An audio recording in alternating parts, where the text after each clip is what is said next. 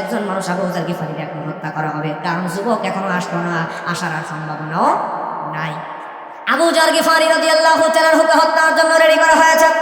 দুইজন ভাই ওখানে দাঁড়ানো আছে, আবু যর গিফারীরও দাঁড়ানো আছে। প্রিয় ভাইরা আমার, আবু যর গিফারী এমন একজন জীবন দিয়ে দিবে কিন্তু বাতিলের সঙ্গে মাথা নত করে নাই। জোরে বলেন আল্লাহু আকবার। আমরা মুসলমানরা এরকম, আমরা জীবন দিয়ে দিতে রাজি আছি কিন্তু ঈমান দিতে রাজি নাই। কথা কোন ঠিক কিনা? এজন্যই কবি বলেছেন, বাতিল সে দাবনে ওয়ালে, বাতিল সে দাবনে ওয়ালে आसमान ही हम सोबर कर चुका है तो इम्तिहा हमारा, सोबर कर चुका है तो इम्तिहा हमारा। लिल्लाह तकबीर। আবু যর গিফারী দাঁড়ানো আছে, তার ফাঁসি একটু পরে কার্যকর করবে।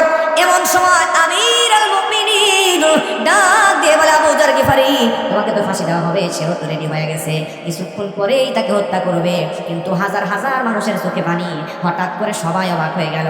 সেই সাহাবী, যে যুবককে 3 দিনের জন্য ছুটি দেওয়া হয়েছে মার্ডার কেসের আসামি, ওই যুবকের আসার কথা ছিল না, কিন্তু সূর্য ডোবার আগে নামাজের কিছুক্ষণ পূর্বে এই যুবকটা ওই জায়গায় সবাইকে আশ্চর্য করে হাজির হয়ে গেছে। সব মানুষ অবাক, সব মানুষ অবাক হয়ে গেছে। তারা চিন্তা করে, এই মানুষগুলো চিন্তা করে এই লোকটা কেন আসলো।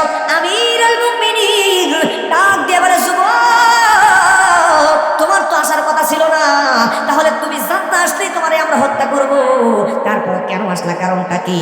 সঙ্গে সঙ্গে ওই যুবক বলতেছে, আমির আল মুমিনিন, আমি একজন মুসলমান, আমি ওয়াদা করেছিলাম আমি যদি আজকের সময় মতো ফিরে না আসতাম, কিয়ামত পর্যন্ত মানুষরা বলতো একজন মুসলমান ওয়াদা রক্ষা করে না। আল্লাহ তো বলছেন, ওয়াল্লাযীনা হুম, বলেন না, ওয়াল্লাযীনা হুম লিআমানাতিহিম ওয়া আহদিহিম রাউন। আল্লাহ তো আমানত ওয়াদা রক্ষা করতে বলেছেন, কিন্তু আমি আমার ভাইদের আমানত দিতে গিয়েছিলাম। এখন সময় মতো যদি আমি না আসতাম, দুনিয়ার মানুষেরা বলতো মুসলমান যুবক ওয়াদা রক্ষা করে নাই, মুসলমানদের নাম খারাপ হতো। আমি যুবকের জন্য ওয়াদা রক্ষা করার জন্য নিজের জীবনটাকেও দেওয়ার জন্য, মৃত্যুদণ্ড কার্যকর করে নেওয়ার জন্য নিজে হাজির হয়ে গেছি। সুবহানাল্লাহ।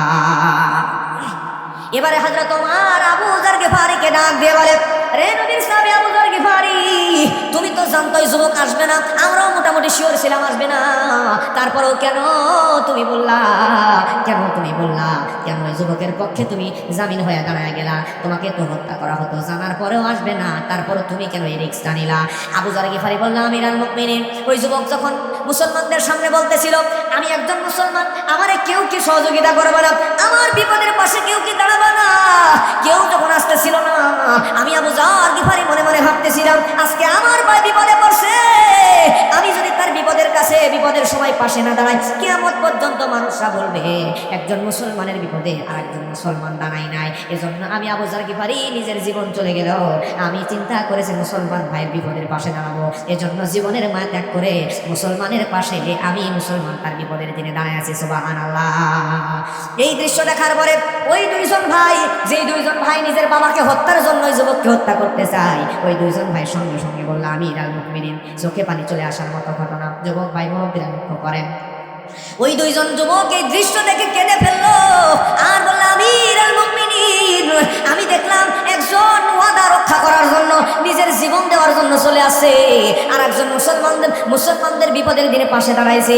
আজকে আমরাও দুই ভাই, আমরা সিদ্ধান্ত নিয়ে নিলাম আমাদের দুই ভাইয়ের বাবারে যে লোকটা হত্যা করেছে তারে আমরা ক্ষমা করে দিলাম, ক্ষমা করে এমন একটা দৃষ্টান্ত স্থাপন করে দিলাম, দুনিয়াতে কোনো মুসলমান কোনো মানুষ যেন বলতে না পারে একজন মুসলমান আর একজন মুসলমানকে ক্ষমা করে দেয় নাই। আমরা দুইজন ভাই আমাদের বাবার হত্যাকারীকেও ক্ষমা করে দিয়া এই ক্ষমার উজ্জ্বল দৃষ্টান্ত স্থাপন করে দিলাম। জোরে বলেন আল্লাহু আকবার। এরপরে 7 নম্বর গুণ আল্লাহ রাব্বুল আলামিন বলেন, ওয়াল্লাযীনা হুম আলা সালাওয়াতিহিম ইউহাফিজুন, যারা নামাজে যারা যত্নশীল। জোরে বলেন আল্লাহু আকবার। তার মানে মুমিনদের 7 নম্বর গুণ হলো নামাজের মধ্যে যত্নশীল হওয়া লাগবে।